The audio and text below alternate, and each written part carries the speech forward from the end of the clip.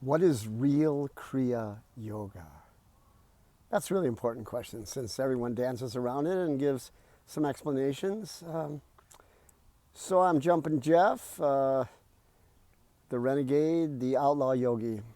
My job here is to send it straight, everything straight to you, honestly, sincerely, quickly, correctly. Since I've done Kriya Yoga for 45 years, I'm not going to speak as an authority, but or an adept of sorts, but I've got the experience. Real Kriya Yoga. Well, I think the simplest explanation is to go to the source. Most Kriya Yoga in the United States stems directly out of Paramahansa Yogananda's, his bringing forth of this technique through his masters. So reading Autobiography of a Yogi would be a fine thing to do because chapter 26 is called The Science of Kriya Yoga. And isn't that lovely that it's called a science? What is it? The science will prove that it decarbonates your blood, takes all the carbon out. Well, that's really good because carbon is a big problem in terms of any illness from a cold to cancer. And then decarbonates your blood and you receive an extra supply of oxygen. Well, that's lovely too, because cancer exists in areas or organs that have very low circulation and low amounts of oxygen. So there it is as a healer in a way. That's not the direct consequence of Kriya Yoga, but it's a sidebar that sure is lovely. Kriya Yoga hyperoxygenates the body, decarbonates the blood. It's a simple psychophysiological scientific technique that actually uses the deep spine, the sushumna, that's called the deep spine, rather than either side of the spine to breathe on. You're trying to actually move energy up through the deep spine, up from the lower centers, up to your brain, its high spinal centers, or even at the point between the eyebrows, which we might know as the third eye, the Christ center, the Star of David, the Star of East in the Bible. All of these things are names of what would be this third eye, or what you would call that. I won't go too deep into that, but that's actually an astral place, as all other your chakras are, and they really help you. So Kriya Yoga is time immemorial. It's a natural right or action that kind of would happen by itself eventually in your quest for a deeper understanding of who you are. Eventually, you'll get a raising of energy in your spine. I'll give you an example. The more of an adept you are, the more sensitive you might be to like the ending of a lovely movie where the couple finds each other after great tribulation and they enumerate the great love that they've had for each other right then. And a lot of people feel the swelling in their heart and then a feeling of being all choked up, and then finally tears come. And what this is an outer manifestation of what's happening in an inner way. Energy has risen in the spine in a very positive way. And when it reaches the heart in this way, it swells or opens the heart, and we feel it in the outside through our body and our emotions, and then into the throat where you actually get choked up in the throat chakras right here.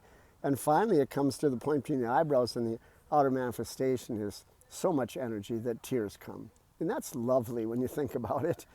Anyway, Kriya Yoga evokes a higher energy. It doesn't mean that you're a crybaby or that you're super sensitive to everything. It just means that you're gaining in internal energy. So Kriya Yoga has come through millennia, thousands and thousands of years as the technique that has consciously evolved people. Do you know that it says there that one Kriya breath will equal 1 year of natural evolution? They say then that it takes 1 million years of natural evolution to actually perfect yourself. Well, if you only believe that this is the only life you have, I think you should perfect yourself right away, today and in this life. Makes sense, right? And if you think you've got 1,000 lifetimes ahead of you, imagine the boredom, the doldrums, the sorrow of doing the same thing over and over and over. Now, if you can say in your life that you're extremely happy, that's lovely. And that you have no fears, you don't fear in your life, and you're not attached to things, well, that's totally lovely. And I think that you should commend yourself for any of those things. Very few people can say they are truly happy. They usually make a consequence of happiness. I'll be happy when I get something or when something happens. Well, I'll tell you, if you do enough Kriya Yoga, the natural things that happen in you are actually fantastic. For one thing, you become detached. For me, after 45 years of Kriya, there's nothing I really care about or need. I really don't. I have food, shelter, and clothing. I care about others. I care about the state of the world. I take action locally and think globally. But on a deep inner level, it's all just a big game. And we are acting. You say, why you act that way? How come you act like that? Well, wait a minute. All of life is an act. So let's try this. Let's walk the world like a divine being. Let's act in an exalted and beautiful way. Kriya Yoga, then, in the end, is a way to quicken you. And the Bible talks about quickening. And it's a gestalt. It's something that will quicken your evolution. And it's just a lovely thing to do. Do you need that?